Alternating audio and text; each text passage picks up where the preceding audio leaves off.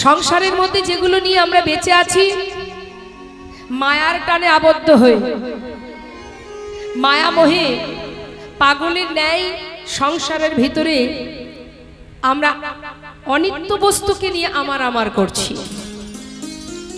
যেগুলো আদৌ আমার নয়। আমার বলতে কি আছে জগতে? কিছুই আমার নেই, এ জগতে কিছুই আমার নেই। সেটাই আমার, যেটা আমি সঙ্গে করে এনেছি। আবার আমি যখন যাব, যেটা সাথে করে নিয়ে যেতে পারবো সেটা হলো আমার। যেটা নিয়ে যেতে পারবো না তার পিছনে আমার আমার করে ছুটে লাভ কি? যদি বলেন তাহলে কি সংসারের পিছনে আমরা সময় দেব না? সংসার আমরা করব না? সংসারে রোজগার করব না? নিশ্চয়ই করবেন। দায় দায়িত্ব পালন করাই কাজ। আপনার যেটুকু দায়িত্ব আপনি পালন করুন, কিন্তু এটাকে আমার ভেবে লাভ নেই।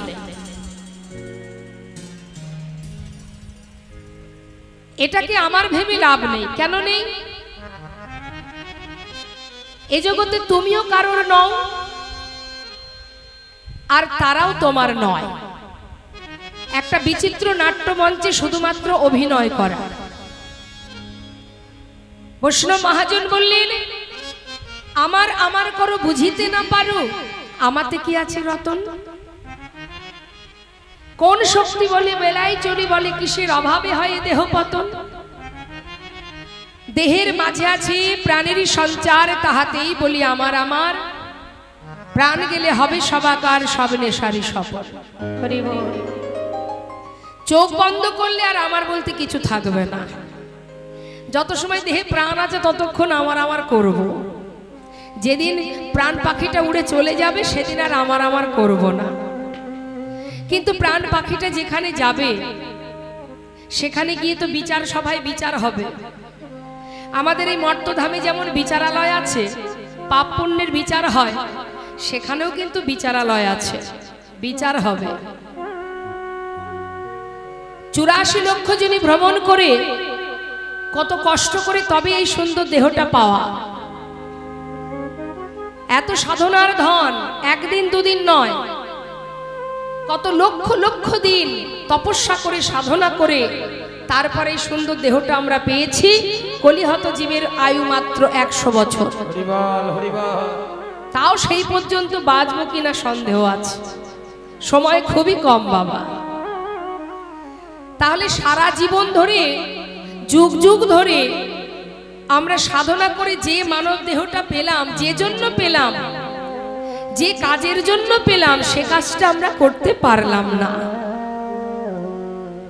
তাই বৈষ্ণব মহাজন বারবার পদাবলিতে শাস্ত্রে জীবকে শিক্ষা দিচ্ছে, রে জীব এখনো সময় আছে। রাজা পরীক্ষিত জানতেন আমি এখনো 7 দিন বাঁচবো, কিন্তু আমরা তো জানি না যে এখনো 7 দিন বাঁচবো। তাহলে আমাদের কি করণীয় বাবা? শুধু মারামারি, হানাহানি, কাটাকাটি, দ্বন্দ্ব, ঝগড়া, এটাই কি আমাদের কাজ? এটা তো শুধুমাত্র সংসারের জন্য। ছেলে মেয়ের ভবিষ্যতের জন্য রোজগার করো, তুমি তোমার সংসারে দায় দায়িত্ব পালন করো, কিন্তু নিজের জনকে ভুলে যেও না। নিতাই গৌর হরি বল, হরি বল। আমার নিজের জনকে ভুলে গেলে, আপন জনকে ভুলে গেলে কি হয়? যদি নিজের আপন জনকে ভুলে যায় তাহলে তো পথে পথে পাগলের মতো ঘুরে বেড়াতে হবে। নিজের ঠিকানাটা যদি কেউ ভুলে যায়, দেখবেন পাগল রাস্তায় ঘুরে বেড়ায়, তারা তাদের ঠিকানা বলতে পারে? কোথায় তাদের ঠিকানা? আমাদের অবস্থাও তাই। আমরা আমাদের আসল ঠিকানা ভুলে গেছি বাবা। পাগলের মতো বিশ্ব ব্রহ্মাণ্ড ভ্রমণ করে বেড়াচ্ছি, নিজের ঠিকানা কোনটা সেটাই আমাদের মনে নেই। নিতাই গৌর হরি বল। তাই বারবার শাস্ত্র আমাদের মতো জীবকে শিক্ষা দিচ্ছে, ওরে সময় গেলে আর পাবি না। আমার আমার করে সময়টা নষ্ট না করে একবার বিচার করে দেখ যে তুই যে সবাইকে বলছিস আমার, কিন্তু একবার ভেবে দেখ যে আমি কার। সবই তো আমার, কিন্তু আমি কার? কে আমায় ভালোবাসে? এই জগতে যাদেরকে আপনি ভালোবাসেন তারা যখন তখন বদলে যাবে বাবা। প্রতিটা মুহূর্ত মানুষ বদলে যায়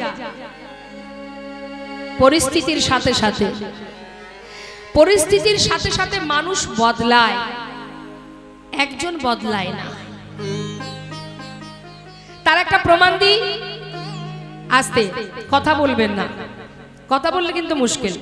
যদি কথা বলার নিতান্তই দরকার হয় একেবারে পিছনে গিয়ে বসুন, সামনে বসবেন না। আর সামনে বসার নিয়ম যেটা সেটা পালন করুন। মানুষ যে পরিবর্তন হয়, মানুষ যে বদলায়, প্রতিটা মুহূর্তে তার প্রমাণ শুনুন। একটা ছোট বাচ্চার সামনে আপনি যদি অনেক টাকা আর একটা দামি খেলনা রাখেন, বাচ্চা কোনটা আশ্রয় করবে? খেলনা। আগে গিয়ে ধরবে খেলনাটা, অর্থাৎ বাচ্চা আশ্রয় করলো কি? খেলনা। এই আশ্রয় কিন্তু তার শেষ নয়। সে যখন আরেকটু বড় হবে, সময়ের সাথে সাথে পরিস্থিতির সাথে সাথে আবার আশ্রয় বদলে যাবে। একটু বড় হলে সে আশ্রয় করবে কি? বিদ্যা, লেখাপড়া। দেখতেই তো পাচ্ছেন বাচ্চাদের এখন কি অবস্থা, সারাদিন বই খাতা নিয়ে ছুটে বেড়াচ্ছে, অর্থাৎ আশ্রয় বদলে গেল। তো এই আশ্রয় শেষ নয়।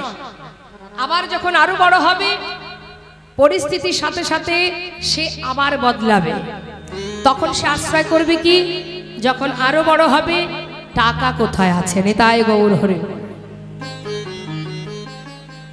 পরিস্থিতির সাথে সাথে, সময়ের সাথে সাথে তার আশ্রয়ও বদলে যাবে। টাকার জন্য দেশে বিদেশে পাগলের মতো ছুটে বেড়াবে। তখন কিন্তু ওই খেলনা নিয়ে থাকবে না বাবা। তাহলে এক জীবনে একটা আমরা কবার বদলালাম? 3 বার, তাই তো মা? কিন্তু এই টাকায় কি সারা জীবন মৃত্যুকাল পর্যন্ত টাকার পিছনে ছুটবে না। আবার আশ্রয় বদলাবে। কখন? যখন সে বৃদ্ধ হয়ে যাবে, ছেলে মেয়ের কাছে মাথা নত করে দিন কাটাবে, ঘরের এক কোণে বসে থাকবে। তখন যদি কেউ বলে যে তোমার জীবনে অনেক আশা ছিল, পূর্ণ হয়নি, আমি তোমাকে 1 লক্ষ 2 লক্ষ টাকা দিলাম, জীবনে যা যা আসতে, জীবনে যা যা স্বপ্ন আছে তুমি পূর্ণ করে নাও, কিন্তু একটা শর্ত। সেটা কি? যে কদিন বাঁচবে তুমি, তোমার পরিবারের কাছে আর থাকতে পারবে না। বাবা, বৃদ্ধকালে বাবা মা কি চায়?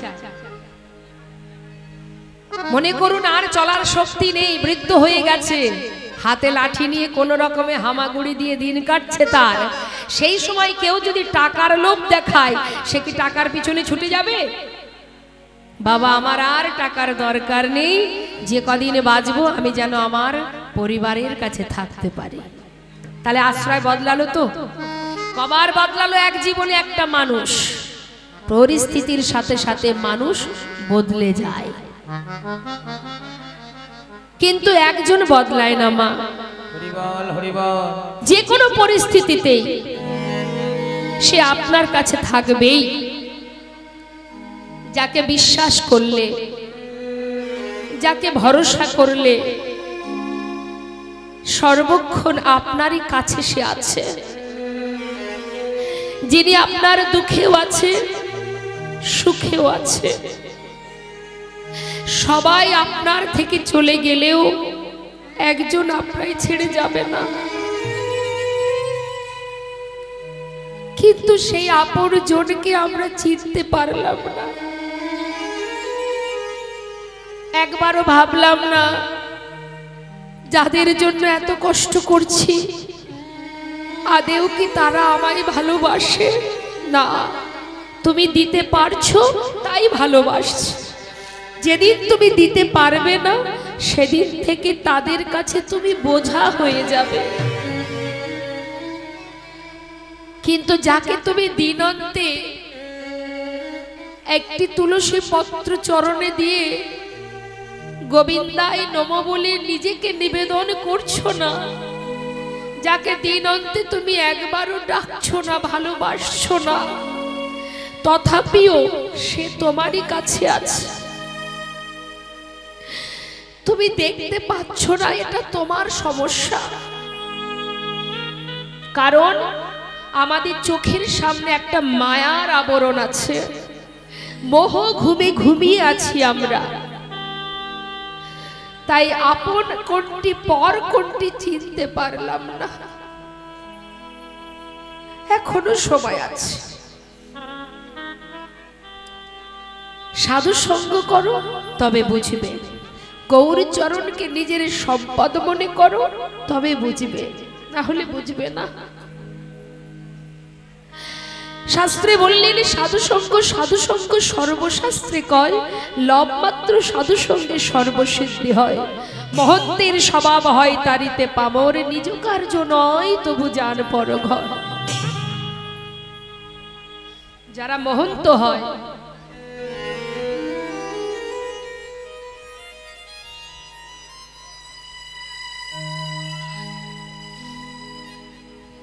তারা দেখবেন সদা সর্বদাই জীবের মঙ্গল কামনা করে। সাধুগুরু বৈষ্ণবের স্বভাব কি? পতিত পাষণ্ড জীবকে উদ্ধার করা, পামর জীবকে কৃষ্ণ পদে মতিগতি করানো, এটা হচ্ছে সাধুদের কাজ। বৈষ্ণব মহাজন বললেন এখনো সময় আছে, আপন আপন গুরুচরণ আশ্রয় করো। একমাত্র গুরুদেবই পারেন তোমাকে তোমার আসল পথ, আসল আপন জনকে চিনিয়ে দিতে। হরি বল, হরি বল। সংসারে কেউ তোমায় বলবে না যে তুমি এই পথে যাও, গোবিন্দ পাবে না। বরং আপনি যদি দু পা বাড়িয়েছেন, আপনার হাতটা ধরে টেনে ঘরে রেখে দেবে, যেও না। একমাত্র আপনজন সেই যে তোমার নিজে তোমার ঠিকানা দেখাতে পারে, সে হচ্ছে একমাত্র সদ্গুরু।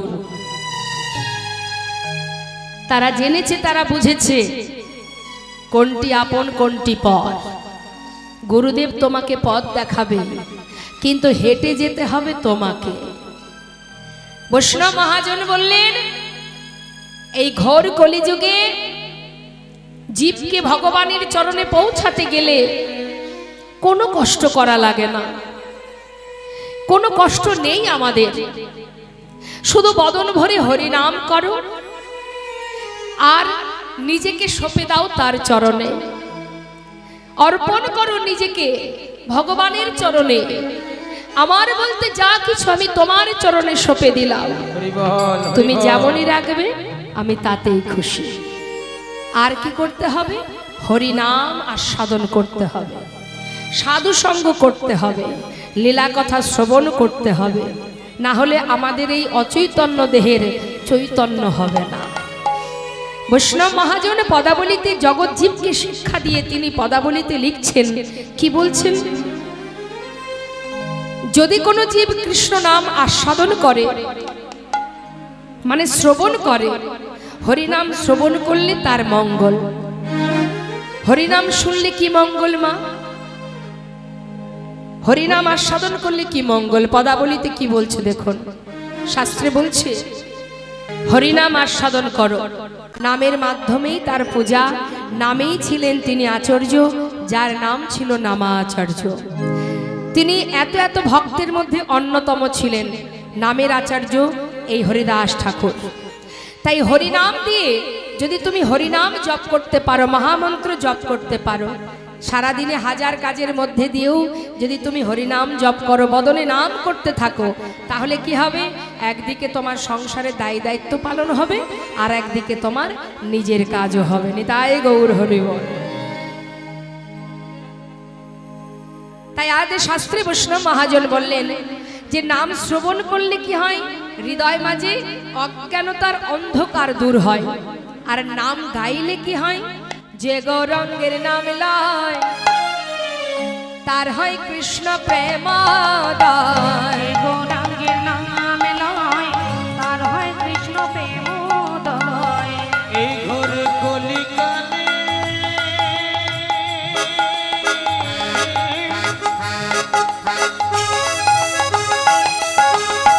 যে গৌরাঙ্গের নাম লয় তার পিতা বেজানা দূরে যাবে। হরি বল। এই মধুর কৃষ্ণ নামে আর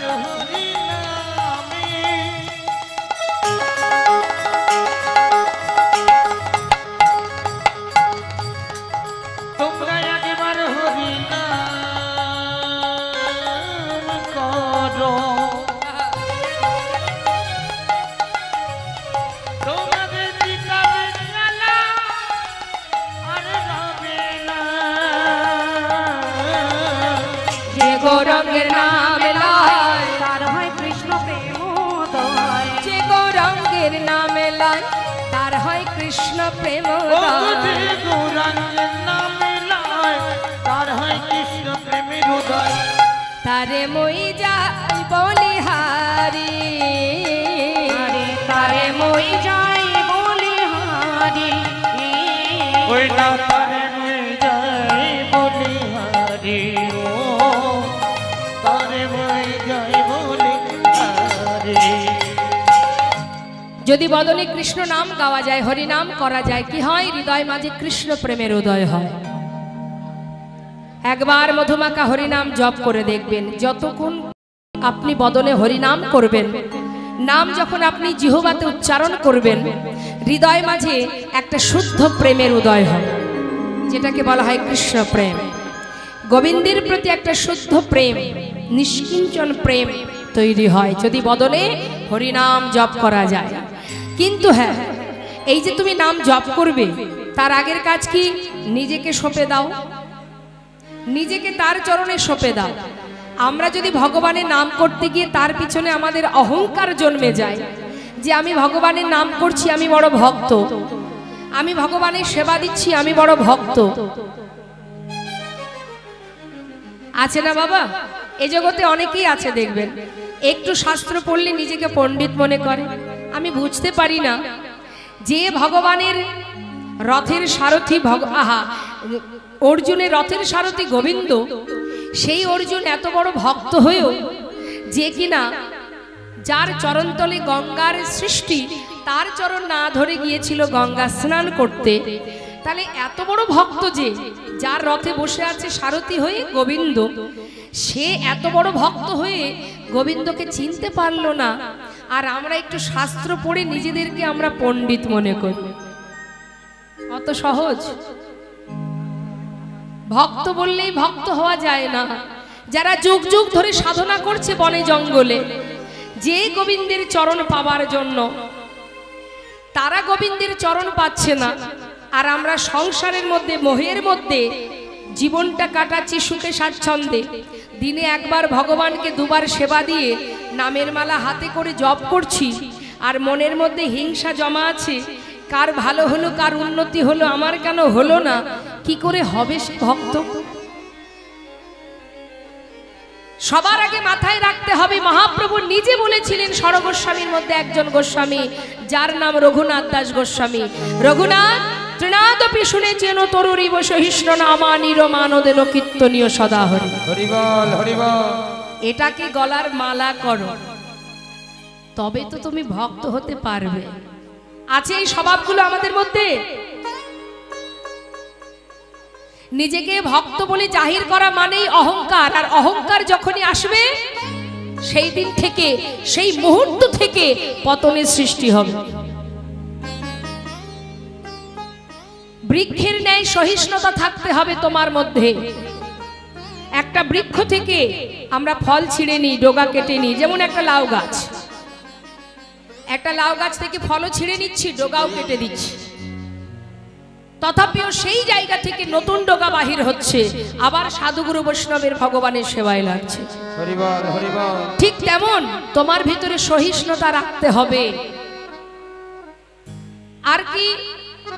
দুর্বা ঘাস, তৃণ মানে দুর্বা ঘাস, দুর্বা ঘাসের উপর দিয়ে যখন আমরা মারিয়ে যাই মা, দুর্বা ঘাস যখনই আপনি চরণ রাখবেন, দেখবেন মাথা নিচু করবে, কিন্তু চলে যাবার পর সে মাথাটা আবার তুলবে। কিন্তু শাস্ত্রে ভগবান করুণাময় গৌর হরি বললেন, শোনো রঘুনাথ, দুর্বা ঘাস কিছুক্ষণ পরে মাথা তোলে, তুমি সেটাও করতে পারবে না। তৃণের থেকেও নত হতে হবে তোমার, মাথা তুলতে পারবে না, দীনতা প্রকাশ করতে হবে। আছে বাবা এই স্বভাব, এই লক্ষণ আছে কারোর মধ্যে? নেই। আর কি?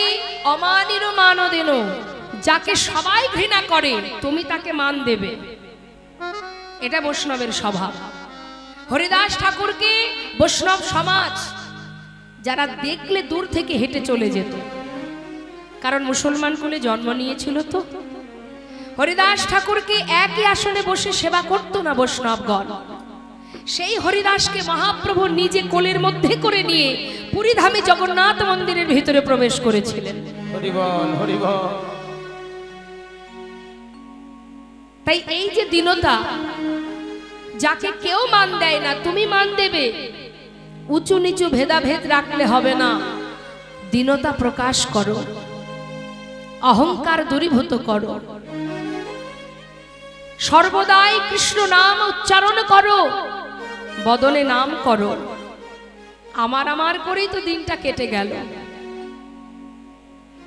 প্রত্যেকের মধ্যে এখানে যত ভক্ত আছেন একবার বুকে হাত দিয়ে বলুন তো দেখি, কার মধ্যে হিংসা নেই? হিংসা কার নেই? প্রত্যেকের আছে। আর এই হিংসা যতক্ষণ হৃদয় মন্দিরে আসন গেড়ে বসে থাকবে ততক্ষণ সেখানে ভক্তি বিরাজ করতে পারবে না। হিংসাকে দূর করো, তবেই ভক্তি প্রবেশ করবে। তাই তো শাস্ত্রে বৈষ্ণব মহাজন বললেন, ওরে চারিবেদ ষড়দর্শনে পড়িয়া যে জনে, সে যদি গৌরঙ্গ নাহি ভজে, বৃথা তার অধ্যয়ন লোচন বিহীন জন, দর্পণে অন্ধে কিবা কাজে। বেদ বিদ্যা দহু কিছু নাহি জানত, সে যদি গৌরঙ্গ করে সার, ঠাকুর নয়নানন্দেতে ভনে, সেই তো সকলে জানে, সর্বসিদ্ধি করতলে তার। ভগবানকে পাওয়ার জন্য কিছুই লাগে না বাবা, অর্থও লাগে না, ধন সম্পদ লাগে না। তাকে পেতে গেলে চাই শুদ্ধ ভক্তি, যেটার বড় অভাব। যতটুকু ভক্তি আছে তার থেকে বেশি অহংকার আছে, যার কারণে আমাদের দ্বারা হবে না। বারবার আসবো আর যাব, এই মানব জন্মটাই তো আমাদের প্রথম নয়, এর আগে অনেকবার এসেছি আমরা, পাখি কুলে, কীট কুলে, পশু কুলে, তারপরেই মানব জন্মটা পেয়েছি। আর বারবার আসতে হচ্ছে কেন? কিয়ে মানুষ পশু পাখি কিয়ে জনমিয়ে, অথবা কীট পতঙ্গ, কর্ম বিপাকে গতাগতি পুনঃ পুনঃমতি রহতো আপর সব। কর্ম বিপাকে, কর্মের বিপাকে বারবার আসতে হচ্ছে আমাদের, কারণ যে কথা দিয়ে এসেছি সে কথা তো আমাদের মনে নেই। সেই জন্য বারবার ঘুরে ফিরে এই মানব দেহ পেতে হচ্ছে আর ত্রিতাপ জ্বালা ভোগ করতে হচ্ছে। তাই শাস্ত্রে বৈষ্ণব বললেন, যদি কেউ দেহ মনোপ্রাণ সঁপে দিয়ে আত্মনিবেদন করে এই কলিযুগে গৌর চরণে গুরুচরণ আশ্রয় করে মহামন্ত্র জপ করতে পারে, যার যার নিজের কাজ, এর ভাগ কেউ নেবে না, এটা যার যার নিজের কাজ। তাতে কি হবে? হৃদয় মাঝে শুদ্ধ কৃষ্ণ প্রেমের উদয় হবে। আসুন আমরা এবার গৌর কথা শুনতে শুনতে লীলায় চলে যাব। সবাই মিলে আমরা যে মহাজনের পদাবলী আস্বাদন করছি তার চরণে একবার প্রণাম জানিয়ে তারপরে লীলায় যাব। চলুন, কি বলছে মহাজন? শ্রী গৌরাঙ্গের ভক্তগণে নিত্য সিদ্ধ করি মনে, গৌরাঙ্গের ভক্তগণে নিত্য সিদ্ধ করি মনে, গৌরাঙ্গের ভক্তগণে নিত্য সিদ্ধ করি মনে, সে যায় ব্রজেন্দ্র সুত পাশে রে, সে যায় ব্রজেন্দ্র সুত পাশে রে,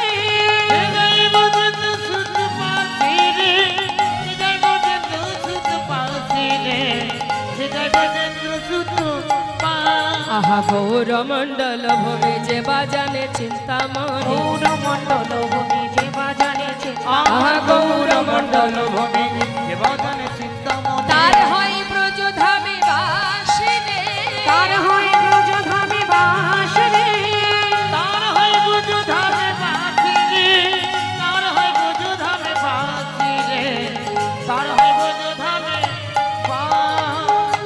গৃহেতে বনেতে থাকো হা গৌরাঙ্গ বলে ডাকো, গৃহেতে বনেতে তাই গৌর হরি বল হরি বল, গৃহেতে বনেতে থাকো গৌরাঙ্গ বলে ডাকো, করতম মাগি তার সঙ্গ, নরতম মাগে তার সঙ্গ, নরতম মাগে তার সঙ্গ, নরতম মাগে তার সঙ্গ, নরতম মাগে তার সঙ্গ।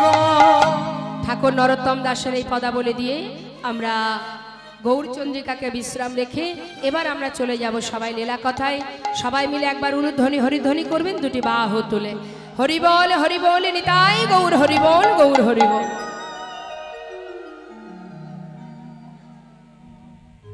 চলুন আমরা নিতাই গৌরের একটা সুন্দর ছোট্ট ভজন শুনতে শুনতে আমরা লীলায় যাব। হানিতা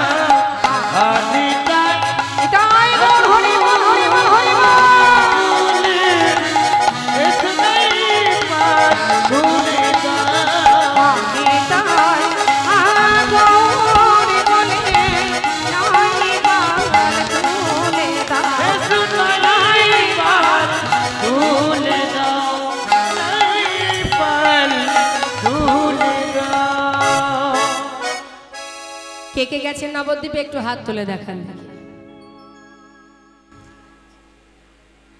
নিতাই গৌর হরিবল হরিবল। সুধাম নবদ্বীপে নদিয়ার চাঁদ আমার গৌর হরি, তিনি নবদ্বীপে হরিনাম দিতে দিতে একসময় তিনি নবদ্বীপ ছেড়ে মাতৃ আদেশ শিরোধার্য করে গিয়েছিলেন নীলাচলে পুরীধামে। তা বাবা গৌরহরি বলেছিলেন, মা কেউ যদি আমাকে নিন্দা করে আমি সে নিন্দা সইতে পারি, কিন্তু কেউ যদি আমার হরিনামের নিন্দা করে আমি সে নিন্দা সইতে পারি না মা।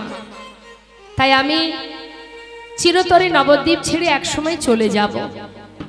মা ভেবেছিল বোধহয় সন্তান যাবে না, বিবাহ দিয়েছিলেন মা বিষ্ণুপ্রিয়াকে, ঘরের পুত্রবধূ করে এনেছিলেন, কিন্তু গৌরহরি সর্বস্ব পরিত্যাগ করে কাটোয়া কাঞ্চননগর থেকে সন্ন্যাস ধর্ম গ্রহণ করে তিনি যখন যাত্রা করেন, মা দেখলেন যে ছেলে ঘরে নেই, চলে গেছে।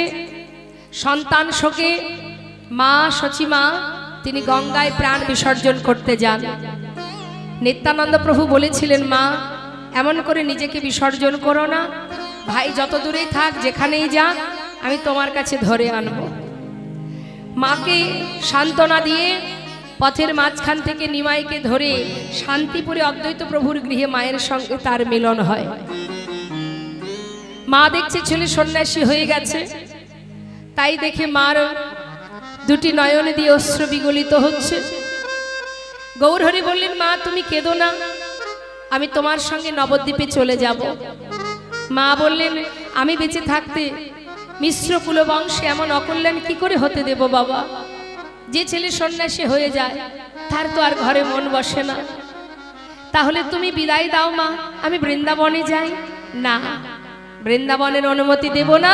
তুমি যদি যেতে চাও নীলাচলে বাস করো, কারণ বৃন্দাবন অনেক দূর, সেখানে থাকলে আমি জানতে পারবো না তুমি কোথায় আছো, কেমন আছো। আর পুরীধামে থাকলে কি নদেবাসী সবাই রথে যাত্রায় নীলাচলে যাবে, ফিরে এলে আমি তাদের কাছ থেকে খবর পাবো যে তুমি কোথায় আছো, কেমন আছো। তাই হবে মা।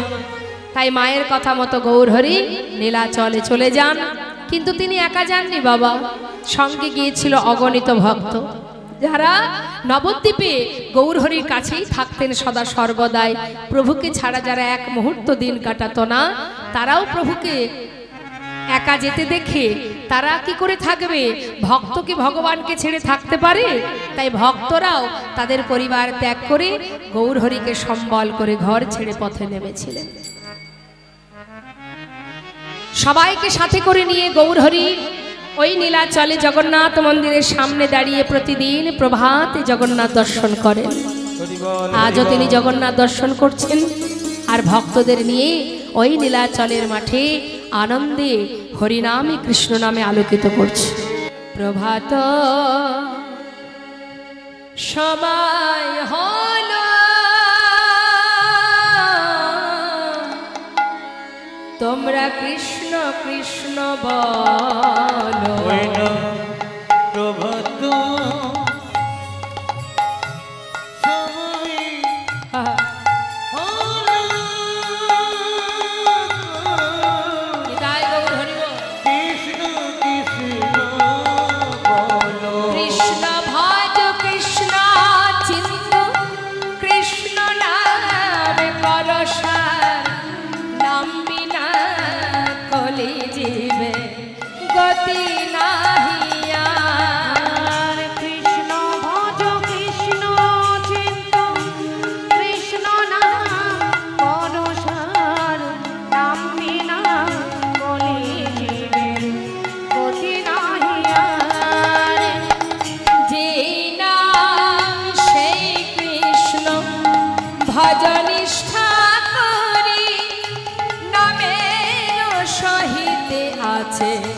আপনি শ্রী হরি নাম ভজনা বিচিত নাম করো হরি বল হরি বল হরি বল হরি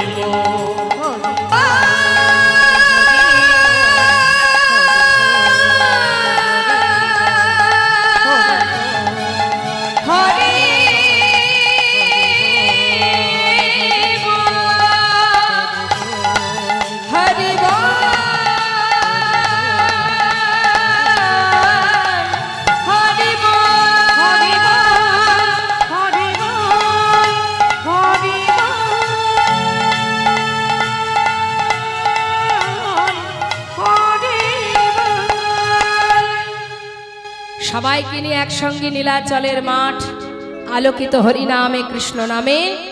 হঠাৎ প্রভু দেখলেন এক ভক্ত দূরে দাঁড়িয়ে দাঁড়িয়ে কাঁদছে।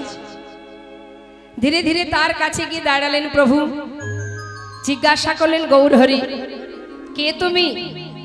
এইভাবে দূরে দাঁড়িয়ে কাঁদছো, কার কাছে এসেছো, কি চাই তোমার? দয়াময়, আমি বড় আশা করে এসেছি তোমার কাছে। কেন? আমি তোমার সঙ্গী হতে চাই। নাম কি তোমার? আমার নাম গোবিন্দ ঘোষ। কোথা থেকে এসেছো? অগ্রদ্বীপ থেকে। ও, আমার সঙ্গী হবে? কেন আমার সঙ্গী হবে? যারা আমার সঙ্গী হয়, যারা আমাকে ভালোবাসে, জানো তাদের যে সারা জীবন কষ্ট পেতে হয়। তাই ঘরের ছেলে ঘরে ফিরে যাও, সেটাই ভালো। আমার সঙ্গী হতে যেও না। যারা আমাকে ভালোবাসবে তাদের কষ্ট পেতে হবে। সত্য কথা বাবা, কেউ যদি মনে করে ভগবানকে ভালোবেসে আমি সুখী হব, তাহলেই বিপদ। সুখী হতে পারবেন না আপনি। কেন? প্রভু বললেন, যে করে আমার আশ আমি তার করি সর্বনাশ। তথাপিও যে না ছাড়ে আমার পাশ, আমি হই তার দাসানুদাস। যুগ যুগ ধরে সাধনা করে বৃন্দাবনের ব্রজগোপীরা, যারা যুগ যুগ ধরে সাধনা করেছিল, সেই 60,000 বালখল্যমণি ঋষি সাধনা করে একটা রজনীতে গোবিন্দকে পেয়েছিলেন রাসমঞ্চে। সেখানে যাবার পরেও তাদেরকে পরীক্ষা করেছিল। তো ভগবান ভক্তকে পদে পদে পরীক্ষা করে। যে বুঝতে পারে সে ধৈর্য ধরে, আর যে বুঝতে পারে না তার পদস্খলন হয়ে যায়। তাই তুমি পারবে না, ঘরের ছেলে ঘরে যাও, সেই ভালো। আমার সঙ্গী হতে যেও না। কিন্তু বাবা, প্রকৃত যে ভক্ত হয়, যতই তাকে তাড়িয়ে দিক না কেন, সে কি ভগবানকে ছেড়ে কোথাও যাবে? এত চাবুকের আঘাত সহ্য করলো হরিদাস ঠাকুর। তথাপিও বললেন, দয়াময়, আঘাত যতই দাও শক্তি দিও সহিবারে। ওগো দয়াময়, যতই তুমি আঘাত দাও, শুধু তোমার কাছে একটা নিবেদন, সইবার মতো শক্তি দিও। আর একটি চাওয়া, হাজারো যন্ত্রণা পেয়েও আমি যেন তোমায় ভুলে না যাই। এটাই তো ভক্তের লক্ষণ। কি পরীক্ষা নেবে তুমি নাও, কিন্তু আমি তোমায় ছাড়বো না। ভগবান ভক্তকে পদে পদে পরীক্ষা করে, তার আরো প্রমাণ আছে বাবা। সত্য ত্রেতা দ্বাপর কলি 4 যুগেই দেখুন, আমরা তো ভগবানের কাছে সুখ কামনা করি, কিন্তু বাবা, যিনি ভগবানের সহধর্মিনী, তার জীবনের কষ্টটা একবার অনুভব করুন। মায়েরা একটু মন দেবেন। আমরা তো ভগবানের কাছে সুখ চাই, সুখেই কি সুখ আছে মনে হয়? একবার ভাবুন, খুব গভীরভাবে ভাবতে হবে, সুখের মধ্যেই কি সুখ আছে? নেই। যে জীবনে সুখ দুঃখ উভয়ই আছে, সেটাই তো জীবন। আপনার জীবনটা, আমাদের এই জীবনটা একটা সেবার থালার মতো। একটা সেবার থালায় বিভিন্ন রকম থাকে না মা? কত রকম থাকে। মনে করুন, ভাজা আছে, ডাল আছে, ঝাল রসা আছে, চাটনি আছে, হ্যাঁ থাকে তো। একটা সেবার থালার ভিতরে টক, ঝাল, মিষ্টি, তিতো সব থাকে। মনে করুন এত কিছু আছে, তার মধ্যে আপনার, খুব গুরুত্ব দিয়ে শুনবেন, তার মধ্যে আপনার চাটনিটা খুব পছন্দ, বা আপনি চাটনিটা ভালোবাসেন, আপনার ভালো লাগে। এখন সব বাদ দিয়ে যদি এক থালা চাটনি আপনাকে দিই, ভালো লাগবে কি? তাহলে এবার নিজেকে বিচার করুন। জীবনটাও তাই। সবকিছু থাকলে তবেই সুখটা ভালো লাগবে। সুখের মাহাত্ম্য আমি বুঝতে পারবো। যদি আমার জীবনে দুঃখ না থাকে, চাওয়া পাওয়া না থাকে, আমি চাইলাম পেলাম না, হারানো থাকলো, উঁচু নিচু থাকলো, ভালো মন্দ থাকলো, তবেই তো ভালো লাগবে। তার মধ্যে যদি কিঞ্চিত সুখ আসে, এর জন্য ভগবানকে দায়ী করে লাভ নেই।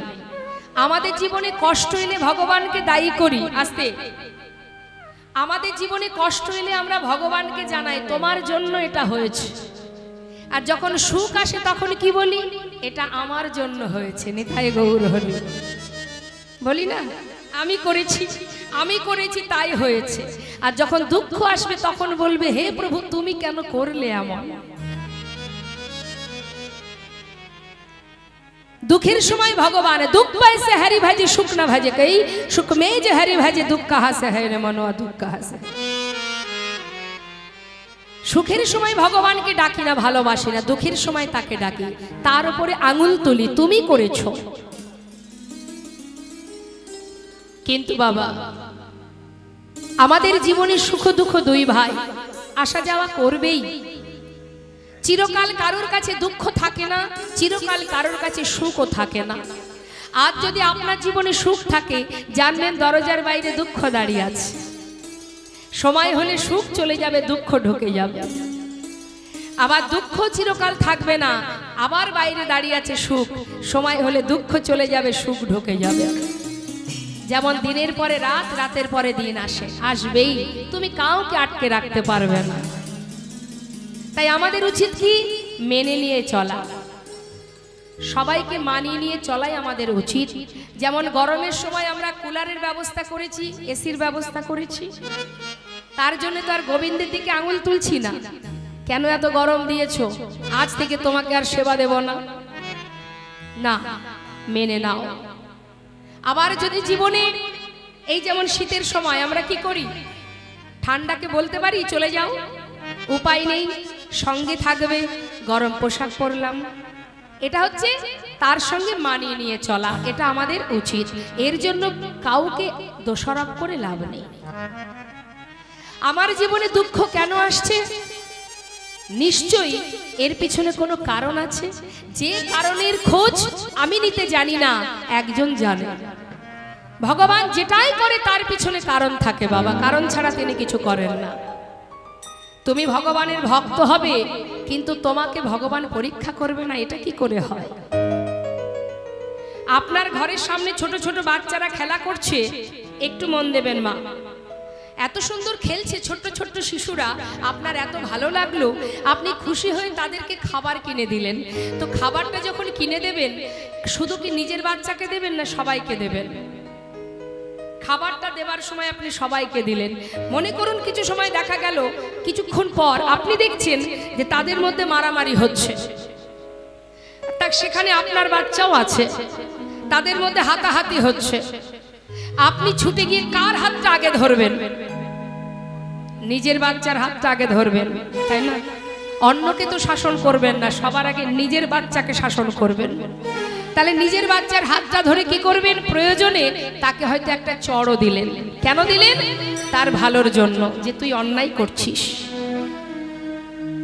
বাচ্চা কিন্তু বুঝবে না সে কি বুঝবে মা আমাকে মেরেছে বসে বসে কাঁদবে। আপনি তো জানেন আপনি কেন ওকে শাসন করলেন তার ভালোর জন্য। কাকে করলেন নিজের সন্তানকে যাকে আপনি ভালোবাসেন। ভগবানও তাই ভগবান তাকেই আঘাত দেন তাকেই কষ্ট দেন যাকে তিনি নিজের করে ভালোবাসেন। আমরা মনে করি তিনি কষ্ট দিচ্ছেন কিন্তু না আমার কর্ম অনুযায়ী আমি ফল পাচ্ছি। যত আমি কাঁদবো যত কষ্ট পাবো তত আমার জীবনের একটু একটু করে পাপ খণ্ডন হয়ে যাবে। যেদিন সম্পূর্ণ পাপ খণ্ডন হয়ে যাবে সেদিন আমি পাপ মুক্ত হয়ে গোবিন্দ চরণে পৌঁছাবো। হরি বল হরি বল। তাই নিজের কষ্টটা নিজের কর্মফলের জন্য কেউ দায়ী নয়।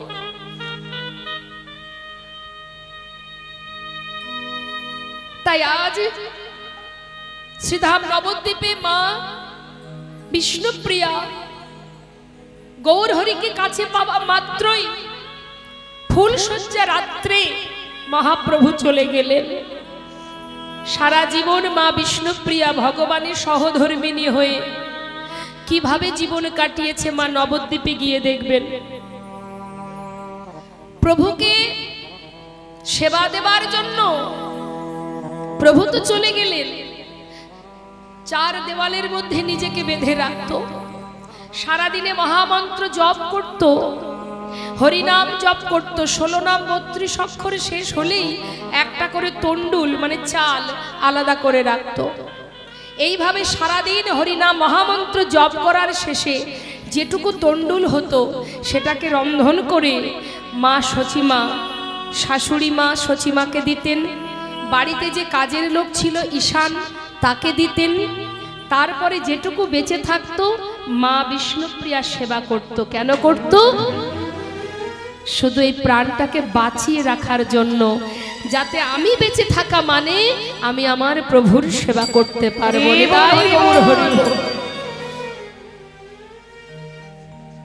এটাই তো প্রকৃত ভক্তের লক্ষণ। যেই না বলেছে প্রভুকে, আহা গোবিন্দ ঘোষকে, গোবিন্দ কষ্ট সহ্য করতে পারবে? আমার সঙ্গী হলে কষ্ট পেতে হবে, দয়াময় আমি তোমার সঙ্গী হয়েছি, এটাই যথেষ্ট, আমি আর কিচ্ছু শুনতে চাই না। বেশ, তাহলে আজ থেকে তুমি আমার সঙ্গী। সঙ্গী করে নেওয়া মাত্রই একটার পর একটা গোবিন্দকে পরীক্ষা করতে শুরু করলো, আর জগৎজীবকে বুঝিয়ে গেলেন প্রভু। কি বললেন? ও গোবিন্দ, বলো দয়াময়, জীবনে সব ত্যাগ করে আমার সঙ্গী হয়েছ, বেশ। আচ্ছা গোবিন্দ, নীলাচলে এসেছো, জগন্নাথ দর্শন করেছো? দয়াময়, তুমি যে জগন্নাথের কথা বলছো, মন্দিরের জগন্নাথ, সে তো অচল জগন্নাথ, চলতেও পারে না, কথাও বলতে পারে না। কিন্তু আমি যে জগন্নাথ দর্শন করছি, সে তো সচল জগন্নাথ। গৌরহরি কিন্তু বুঝতে পেরেছে মা যে গোবিন্দ আমার কথা বলছে, কিন্তু তথাপিও তিনি যাচাই করছে, ও গোবিন্দ, নীলাচলে তুমি আবার সচল জগন্নাথ কোথায় দেখলে? শুনবে প্রভু, তুহু জগন্নাথ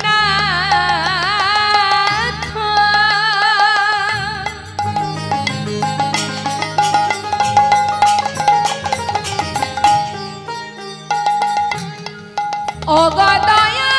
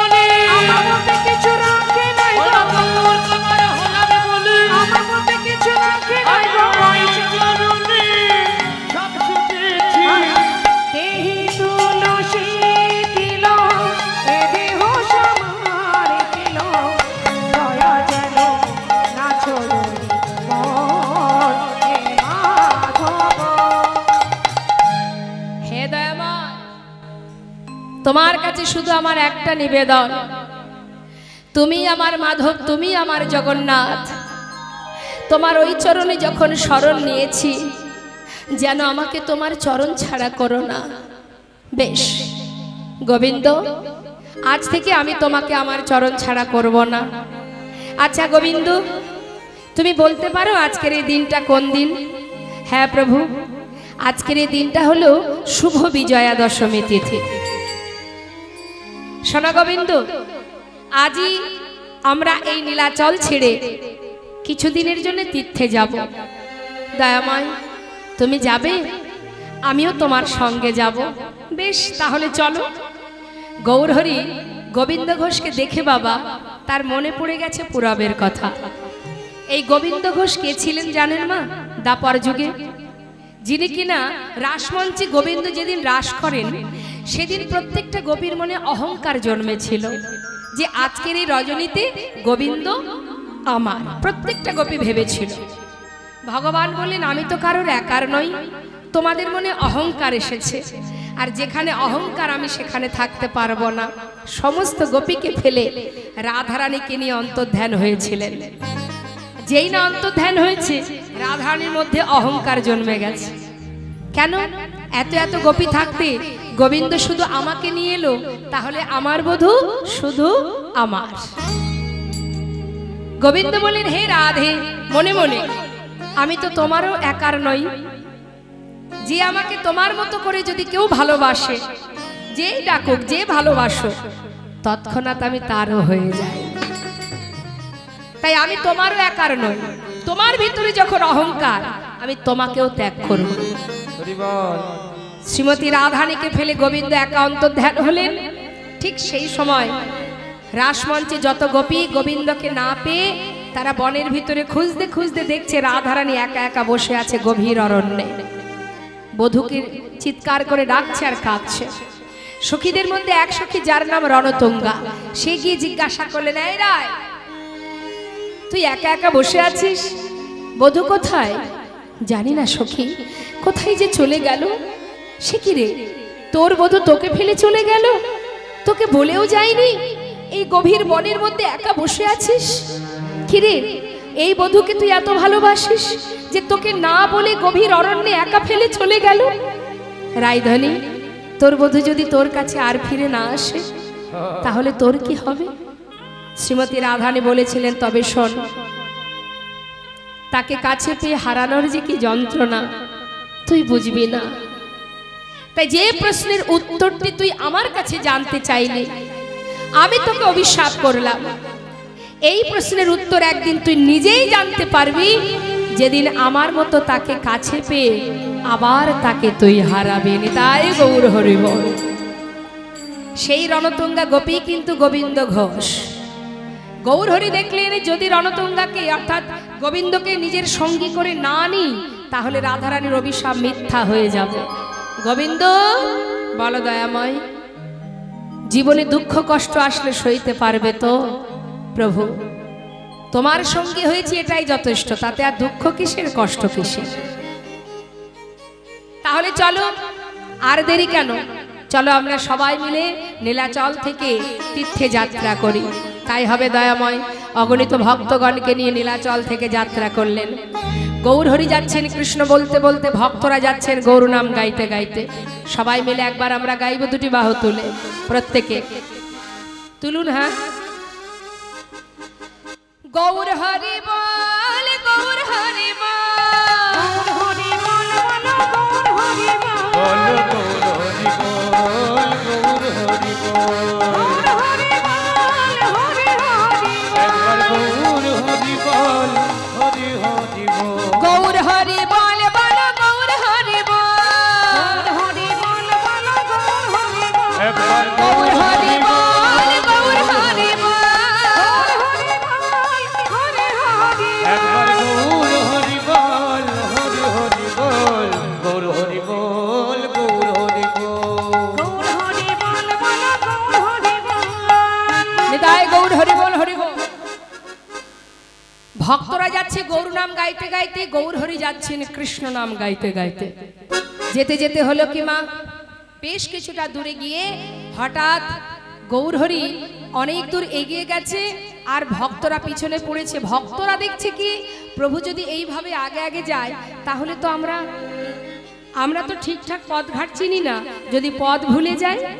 এক ভক্ত চিৎকার করে ডাকছে, দয়াময় ও প্রভু, ও গৌর হরি, গৌর হরি। যেই না ডাক দিয়েছে, সঙ্গে সঙ্গে গৌরহরি পথের মাঝখানে দাঁড়িয়ে পড়েছে। দুটি বাহু প্রসার করে বলছে, একটু দাঁড়াও না, একটু দাঁড়াও। সঙ্গে সঙ্গে গৌরহরি দাঁড়িয়ে পড়লেন। কাদের জন্য দাঁড়ালেন? ভক্তের জন্য। তাহলে আমরা লীলা থেকে একটা জিনিস জানতে পারলাম, যে ভগবানও ভক্তের জন্য অপেক্ষা করেন। তবে যদি কেউ প্রকৃত ভক্ত হতে পারে, যেই না কাছে এসেছে সবাই গৌরহরি জিজ্ঞাসা করছে, ভক্ত তাড়াতাড়ি চলো, এত ধীরে ধীরে গেলে হবে? কত পথে যেতে হবে? যাচ্ছি দয়াময়, কিন্তু তোমার পাছু ধরতে পারছি না।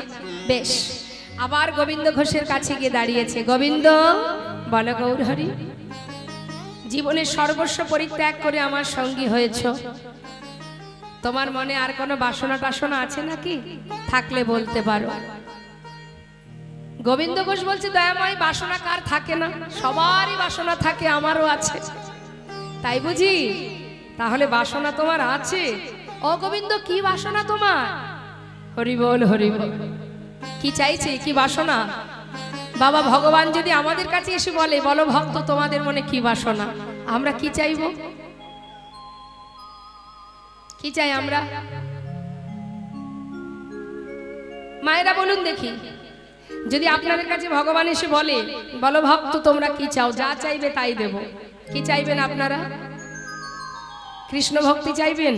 সত্যি বলছেন কথাটা? হ্যাঁ, ফুল তুলসী দিয়ে প্রতিদিন কি এটাই বলেন, নাকি অন্য কিছু বলেন? বলেন না, ভালো কথা। সবাই কি তাই চান? সবাই কৃষ্ণ ভক্তি চান? বাহ, তাহলে আপনারা সংসারের থেকে গোবিন্দকে বেশি ভালোবাসেন, তাই না? ঠিক বলছি তো? কি মা, আপনারা বলুন, কোনটা বেশি ভালোবাসেন, সংসার না গোবিন্দ? সত্যি গোবিন্দকে ভালোবাসেন? তাহলে আজকে কীর্তনের পরে কিন্তু আর কেউ বাড়ি যেতে পারবেন না।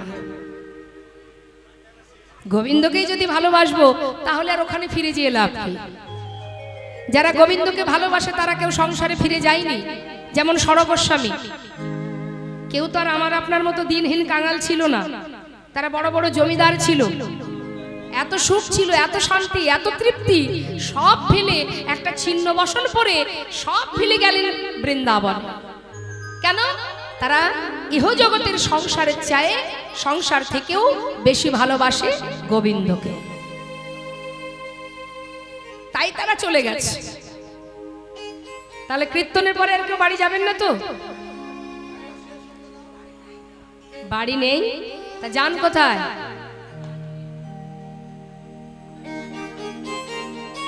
গোবিন্দ, এটা কোথায় এলাম?